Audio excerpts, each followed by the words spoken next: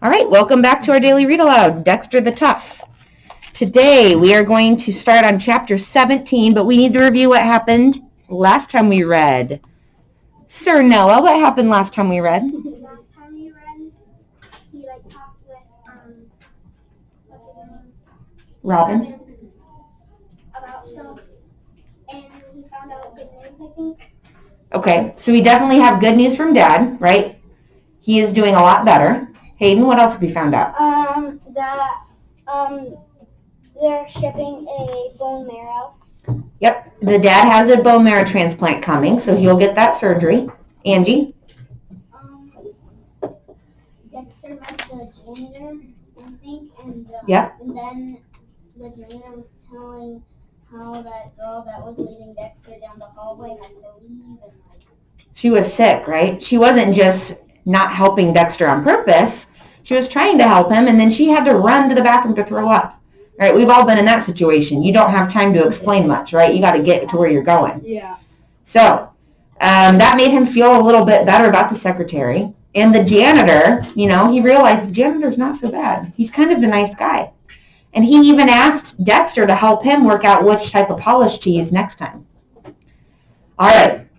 The very last part of the chapter, Dexter was trying to rewrite a story. And he would write something and he'd crumple it up and throw it away. Write something, crumple it up, throw it away. And basically, this is what he came up with at the end. This is a stupid assignment. Nobody should have to do this. It's dumb. Really, really, really dumb. He'd never in a million years hand that in, but it made him feel better to write it down. All right. Chapter 17. I am not going to go talk to the principal, Dexter snapped. Robin was bugging him again at recess. He'd found Dexter's hiding place in the bushes and crawled in behind him. But see, Robin said, pushing leaves out of his face, my mom says she has a lot of respect for Mr. Wiseman, and she says she can't imagine him being mean to a new student on purpose, for no reason. So it must just be a misunderstanding, and he will apologize, just like Mr. Chandler did. And you'll feel better. Wait a minute, Dexter said, jerking upright so fast that he bumped his head on a branch. You told your mom that the principal was mean to me? Yes, Robin said slowly. Why'd you go and do a stupid thing like that? Robin backed up a little. Because I thought she could help, he said. And I didn't know what else to do. And my mom always helps me. Dexter glared at him. You're such a baby, he said. Don't you know by the time you're in 4th grade, you shouldn't have to go running to mommy for every little thing? Robin glared back, or tried to. His eyes were starting to look a little too watery to hold a good glare. This isn't a little thing, he said in a choked voice. If a principal's mean to kids, that's wrong. My mom says sometimes principals even get fired for things like that.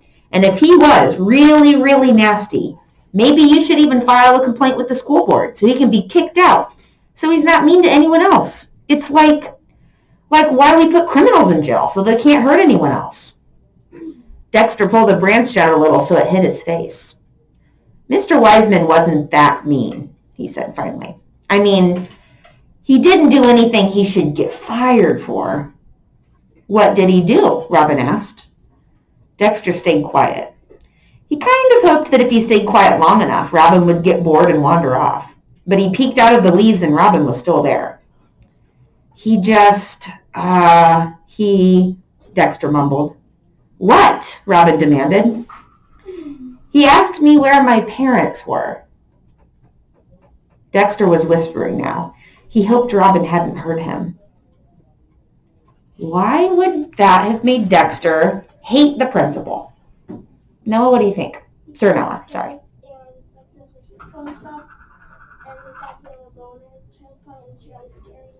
Yeah, so it's definitely not a topic Dexter likes to talk about, right? Especially not with a new principal. Sir Josiah, what do you think? I think that he just doesn't want to. That he doesn't want to. That he just doesn't like talking about that. Yep. So it kind of feels sometimes when you don't want to talk about something and people ask you, it almost feels like they're prying, like trying to get into your personal business. And do you think the principal really was trying to make him uncomfortable, or do you think he was just asking an honest question? Hayden? Asking an honest question. Yeah, that would be something I would want to know. If I had a student that lived with their grandparents, I might want to know, well, what's going on, just so I am on the same page. He hoped Robin hadn't heard him, but then Robin said, "That's it? That's all he did?" Dexter shrugged. Did he say it in a really mean way, like Robin hunched up his shoulders and made his voice deep and scary sounding? "Where are your parents, young man?" "That's right, I'm talking to you. Where are your parents?" No, Dexter admitted he didn't say it like that. Then how was he mean? Dexter closed his eyes, and it was like he was back in the school office that first day. He was standing in front of the counter, barely able to see over. Hello?" he said. But none of the adults behind the counter heard him. He saw the secretary make a bad face and clutch her stomach for a minute. Then the phone rang and she answered it. "Oh, Ethan and Emma are both sick today? What a shame. Yes, there is a lot of that going around." I'm invisible, Dexter thought. I could stand here for hours and nobody would notice. Nobody would care. Then a deep voice had boomed overhead. "You don't need a pass to get into class," the voice said. "The first bell hasn't rung yet. Just go on to your classroom and you'll be fine." Dexter looked up at the biggest man he'd ever seen in his life. The man was leaning down toward Dexter like a giant in a fairy tale. A name tag dangled from a string around the man's neck. Jonathan Wiseman, principal. "I'm new," Dexter said. "I don't know where my classroom is." "Oh." The principal looked around, a puzzled squint on his face. "Where are your parents? They need to come in to register you." After that, Dexter's memory got fuzzy. It seemed like he stood there for hours, his face burning, his eyes prickling, his ears ringing with those words. Where are your parents? Those words made him feel like an orphan. They made him feel like a kid that nobody loved. But maybe it was only a few minutes before the secretary walked over and said, "Oh, this is Dexter Jackson. His grandmother stopped in to register him last week. Her work schedule prevented her from coming in this morning, and she wanted to make sure, blah, blah, blah, blah, blah. The only words that mattered were the cruel ones. Where are your parents?" Now he told Robin stiffly, "You wouldn't understand." But then, do you want to go talk to the secretary? Remember, Mr. Chandler says she makes really good chocolate chip cookies, and no. Do you want to go help Mr. Chandler test out new floor wax? Robin, this is so stupid. Just leave me alone. Just go away, okay? Dexter's voice sounded every bit as mean as the pretend principal voice Robin had imitated. On the other side of the branch, Robin's face was getting blurry. Dexter pulled the branch down all the way in front of him so it hid him completely. When he looked out again, Robin was gone. All right, chapter 18. Dear Ms. Abbott, you know how you said I should do something else, not write about a fight? And I said I wanted to write about a fight? I changed my mind. I don't want to write about a fight anymore. I'll write about anything you want me to write about, just not that fight. Sincerely, Dexter Jackson. Why do you think he doesn't want to write about that fight anymore? What's changed? Sir Quentin? Because he thinks that he's a nice guy and he doesn't want to remember that because it's a bad memory for him. Okay, good. Lady Cadence? He thought he was my cousin or something. Okay. Hayden, what do you think? Maybe that he doesn't want to really remember his name, Robin. Okay. What just happened between him and Robin in that chapter I just read? Sir Quentin? They got into a big fight. Yeah, kind of like a best friend fight, right? They were friends, they got in a fight, they had a bad argument. Do you like thinking about having a bad argument with a friend right after it happens? No. I sure don't, So, he kind of wants to forget the whole thing. They just had a big fight. He doesn't want to write about Robin anymore. Dexter clutched his paper as he walked to Ms. Abbott's desk. He hoped she'd count a letter as his next writing assignment. But Ms. Abbott's eyes narrowed as she read the letter. She tapped her finger on her chin. Dexter, she said gently, why did you change your mind? I don't know, Dexter said. I just did. Ms. Abbott raised one eyebrow. We have a problem then, she said, because I changed my mind too. You did? Dexter said. Suddenly, he had a sinking feeling in the pit of his stomach. Yes, Ms. Abbott said. Now I think you need to write about that fight. That wasn't fair. Teachers weren't supposed to change their minds. They were supposed to know everything. They were supposed to make a decision and stick with it. Why? Dexter said.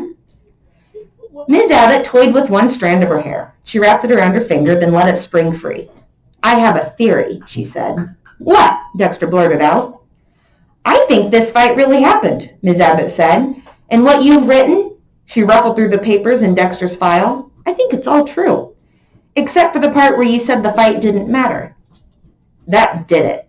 Now the pit of Dexter's stomach felt like it had sunk all the way down to his tennis shoes. But I said it wasn't true, Dexter protested. Robin told you it never happened. She gave him a strange look. What did he just give away? Lady Angie?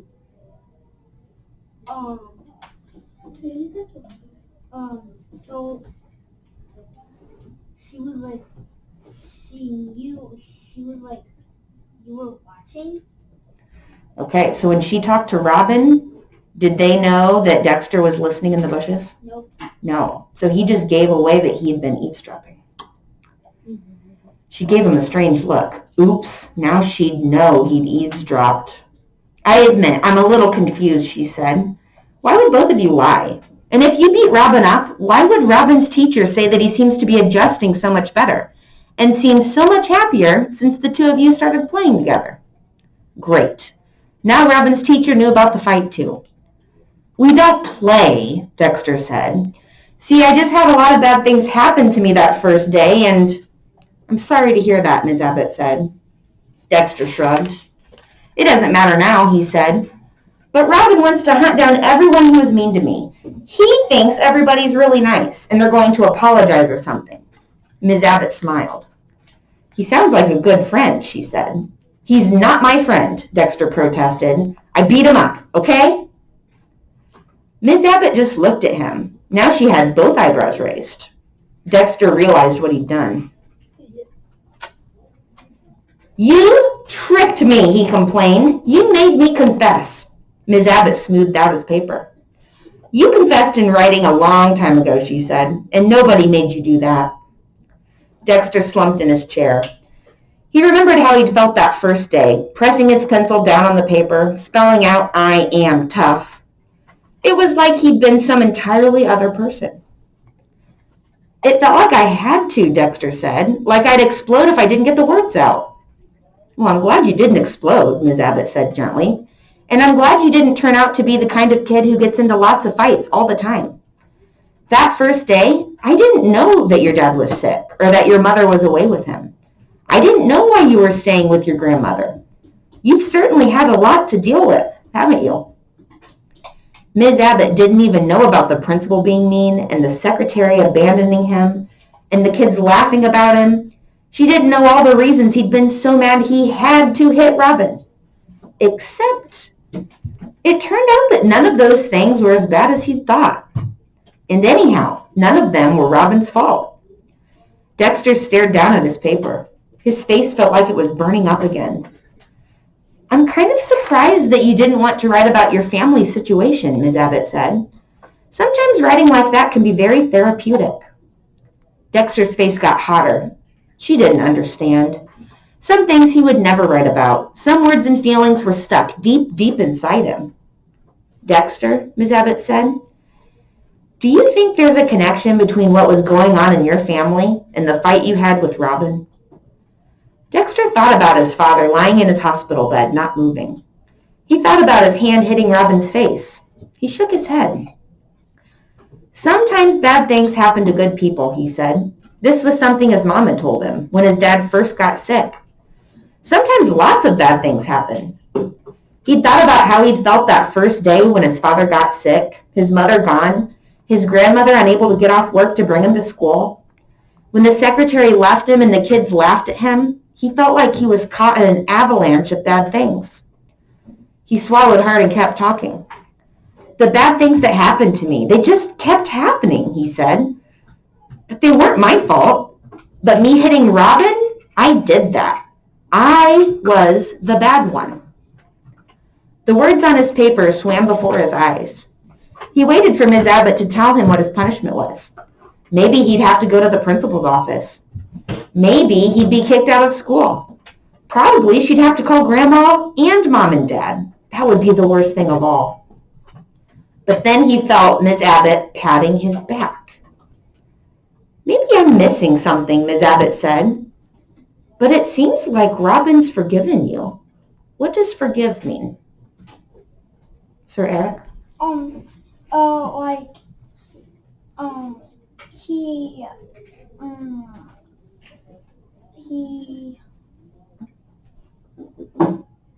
It means that he